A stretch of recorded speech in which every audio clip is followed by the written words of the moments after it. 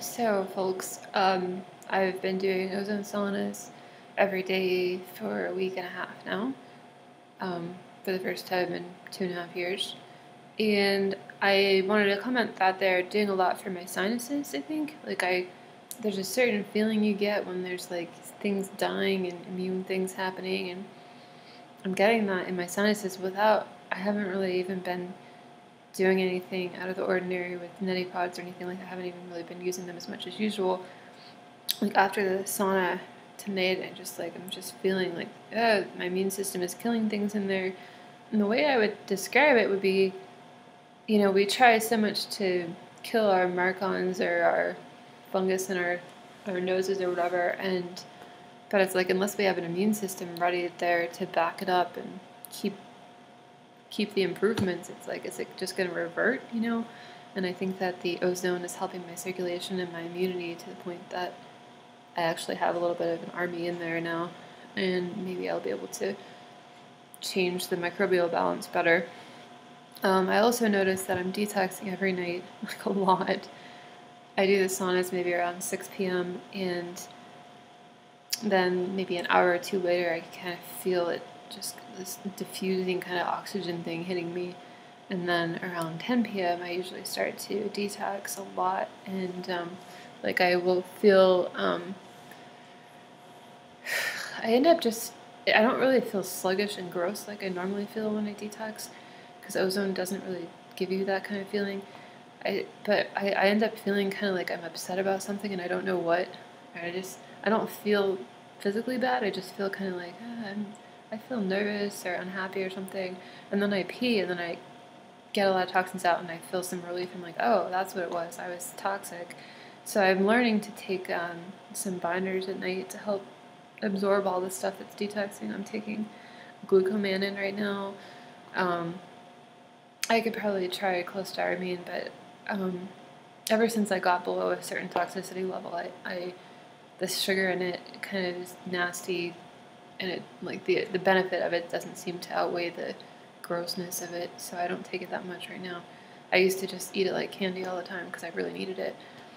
And I also find that like at night I have to go eat a lot of food like while I'm detoxing they say like your liver, the time for your liver or whatever, sometime in the nighttime, and it just feels like every night my body's like, oh boy, it's time to detox. It's like the most important time of the day, and normally they say you're supposed to not eat before bed and whatever, and I find that I'm eating before bed is like the most important part of my day, because it's like my body suddenly has all these nutrient requirements at night, and I just have to and it was the same way when I first moved out of the mold house. Like both my partner at the time and I would just get really craving food in the evening, and it's this feeling where you're not eating for the calories, because you don't feel like, oh, I'm going to eat a bunch of calories and then I'll be satisfied. It's more that you're eating to kind of provide a ongoing supply of whatever your body is using for detox. So it's more a feeling like, oh, I'm going to eat some peas, and then I'm going to eat a smoothie, and then I'm going to eat some protein, and just kind of like a sequence of like lots of different things and filling in the different holes of nutrition, and just kind of, my body's like, you're just going to eat for a while.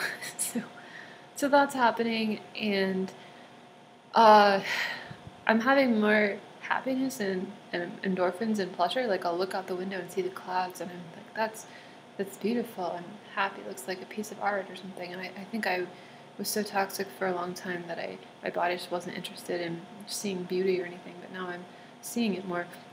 I'm starting to have a theory that ozone does hit a lot of the points of Shoemaker's protocol. It probably helps your sinuses. It probably helps to get toxins out of you. It probably helps with gut permeability. It probably helps your neurohormones and your hypothalamus and your ADH. I know that when I first did ozone saunas a while back, I have to get some water from my throat here. I used to keep like a gallon of water by the computer to drink it, because I just drank so much water. But then once I started doing the saunas, I was drinking a lot less water. I have made a video about that. I don't have really an ADH problem that I can notice right now, and I don't notice any difference in my water drinking right now. I do notice, however, that my skin is stronger, and that's my biggest symptom really is skin and muscle issues lately, where they're kind of weak and get injured easily. And for instance, like my throat, my vocal cords are kind of weak, and I have to kind of keep water on them.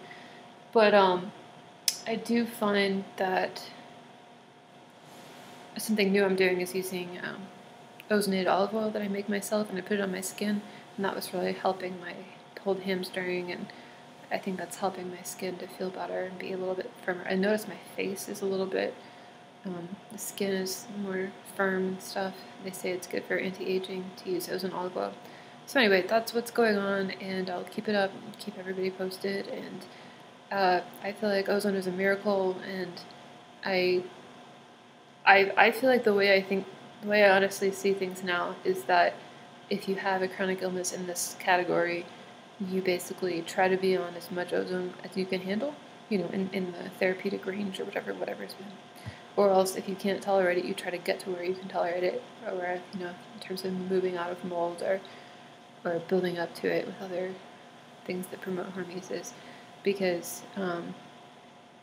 it's crazy how much of a solution it is for a lot of things. And I don't know if it's going to be enough of a solution by itself for me. Now I'm doing both the ozone and mold avoidance now.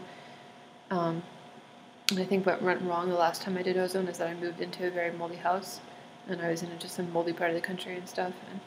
And I've seen a couple other people mention that when ozone isn't working, it's usually candida or mold or something along those lines that kind of gums up your hormesis pathways.